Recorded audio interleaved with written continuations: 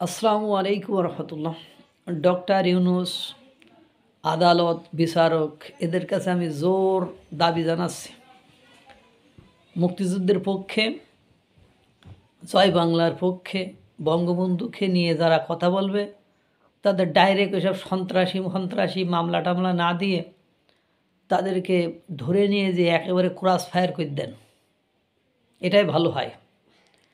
মানে এই নির্লজ্জতা, বেহায়াপনা আর কতকাল দেখতে হবে? আওয়ামী লীগের সময় দেখেছি যে কেউ অন্যায় করলে তাকে ধরে নিয়ে যে নাশকতার মামলা, এ মামলা সে মামলায় ঢুকিয়ে দিয়েছে, প্রতিবাদ করেছি, রাগ দেখিয়েছি। কিন্তু বর্তমান সময়ে এসে জয় বাংলা স্লোগান, বঙ্গবন্ধুরে নিয়ে কথা বলা এবং মুক্তিযুদ্ধ নিয়ে কথা বললে তাদেরকে ধরে মানে সন্ত্রাসী মামলা দিয়ে আপনার আদালতে ভরে দেওয়া, এর চেয়ে নির্লজ্জতা, বেহায়াপনা আর কি হতে পারে?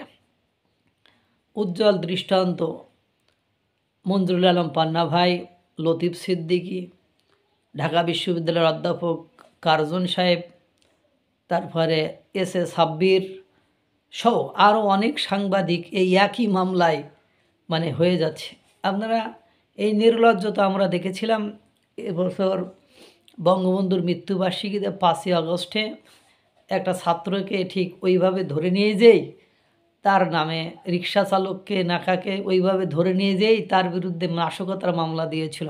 রিক্সা চালক ফুল নিয়ে এসেছিল, গণধোলাই তো খেয়েছে, মবের শিকার তো হয়েছিল, তাকে আবার পুলিশ ওখান থেকে ধরে নিয়ে যেয়ে পুলিশ তার নাশকতার হত্যা মামলা দিয়ে বসে আছে।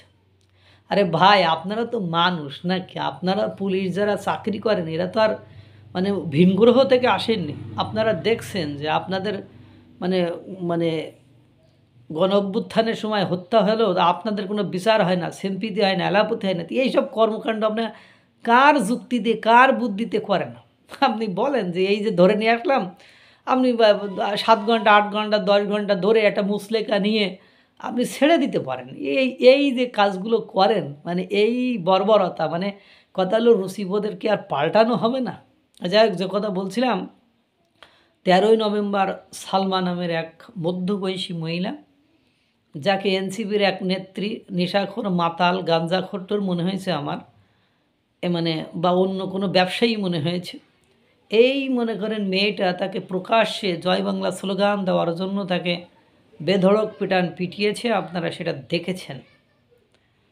পিটানোর পরে তাকে পুলিশ সেখান থেকে তুলে নিয়ে গিয়েছে। নিয়ে যাক, হয়তো বা আমরা ভেবেছি যে ওখান থেকে তুলে নিয়ে গেল, তুলে নিয়ে যেয়ে কিছুক্ষণ পরে হয়তো বা ছেড়ে দিবে। কিন্তু দুর্ভাগ্য হলো সত্য যে তার নামে জুলাই গণ অভ্যুত্থানের হত্যা চেষ্টা মামলা দেওয়া হয়েছে। মামলার আর কোনো মা বাপ আছে না? মামলার কোনো মাথা আছে, মুন্ডু আছে না কিছু আছে? এই সরকারের যে অদক্ষতা, এই সরকারের যে নির্লজ্জতা, এগুলো যে এভাবে প্রকাশ পাবে আমরা এটা আশা করিনি।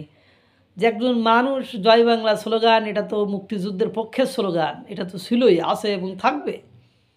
তো এই যে বর্বরতা, এই যে নৃশংসতা, এই যে পাগলামি, ম্যাডনেস, এটা যে চালাচ্ছেন, আর এটাকে সরকারের অনুমতি ছাড়া তো এটা চলা সম্ভব নয়, কারণ পুলিশের একার পক্ষে এটা তো সম্ভব নয়।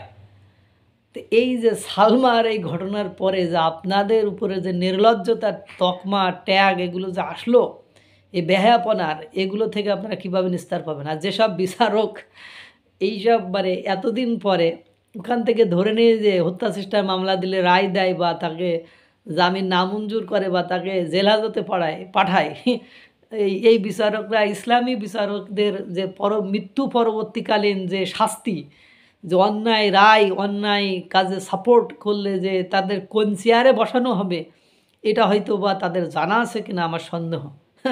কারণ এর আগে আপনারা দেখেছি তো যে মিথ্যা মামলা যে চলছে, এটা সরকারের পক্ষ থেকেও স্বীকার করেছে। সরকারে বলে মামলা একজন মিথ্যা দিল, কিন্তু সেটা ইনভেস্টিগেশন না করে তাকে জেলহাজতে পাঠানো, তাকে কারাগারে পাঠানো, এটা তো সরকারের মানে তকমা না থাকলে, আদেশ না থাকলে, অনুমতি না থাকলে এটা করা সম্ভব নয়।